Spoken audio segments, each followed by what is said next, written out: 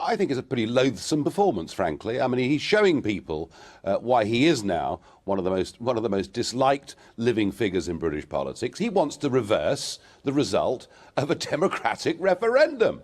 He's making it clear that anything must be done to stop us leaving the EU.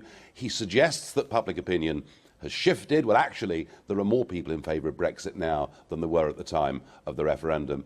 But the real irony here is, of all the people to argue that we could get a reform deal with the European Union, Tony Blair is probably the worst placed person to do so, because he, as Prime Minister, was President of the EU for 6 months back in 2005. He promised reform of the Common Agricultural Policy. He got none, and yet gave away £7 billion of our rebate. So I don't think he's a trusted figure on this, or frankly, anything else.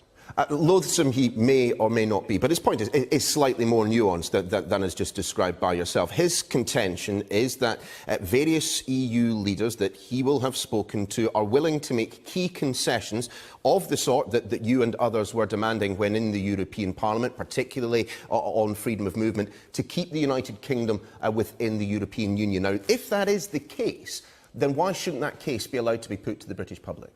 Mr Blair, before, when he was Prime Minister, promised us substantial reforms of the terms of our membership.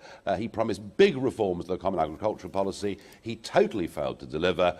I don't think anybody today is going to take seriously the idea that the EU is somehow going to change its rules. And anyway, the referendum wasn't just about a rule here or there. It was about the supremacy of law. Who governs Britain is what the referendum was about. And Mr Blair, perhaps you weren't listening, but our answer was, we wish to govern ourselves. Well, with respect, Mr Farage, I mean, some would suggest that Tony Blair might be rather better placed to know the minds of leaders like Macron and Angela Merkel than someone like yourself, who essentially spent many, many years taking, well, the mickey out of them to their faces.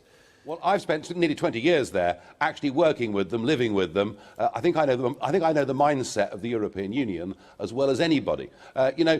He argued, Blair, that with the election of Macron, reform is now on the agenda. Well, it is. But the point is, reform in Brussels means more centralisation of powers, not less. So the EU is going in completely the wrong direction. It is in the midst now of its biggest ever argument over the migration crisis, and I think we've left at exactly the right time. Still, this intervention by Tony Blair does rather suggest that the dynamics of the argument between those who voted Remain and those who voted to leave has somewhat shifted. It does certainly feel right now that those who advocate the case for leaving the European Union are on the back foot, that they are the ones who are being forced to provide answers to the difficult questions. There is a major problem for Brexit right at the moment, and it's this. All of those on the corporate pro-EU side, the big organisations, the big companies, the very same people who were arguing we should join the euro, we should vote to remain, who are now saying we should stay part of the customs union and single market. They're an organised, effective lobby, and they're putting out their stuff every single day.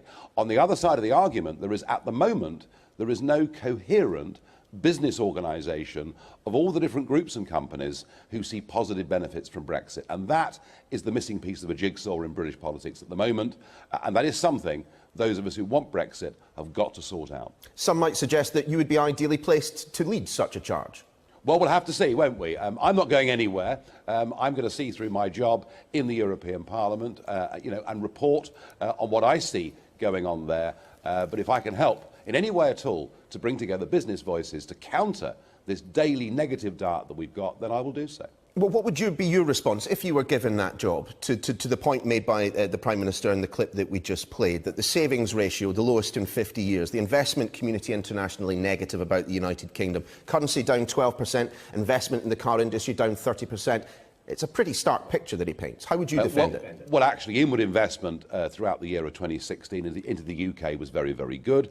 And the most important thing that I think we should be emphasising is the fact that America, Australia, Japan, 24 countries are lining up, chomping at the bit, saying, right, let's get a proper special trade relationship going between us. And, of course, the positive argument of Brexit was that in terms of trade, in terms of business, we've got the chance now to engage with 85% of the world's economy that is not in the European Union. And these are the positive arguments that now need to be made. Still, are you as confident as you undoubtedly would have been the morning of the 24th of June 2016 that the United Kingdom will be exiting the European Union?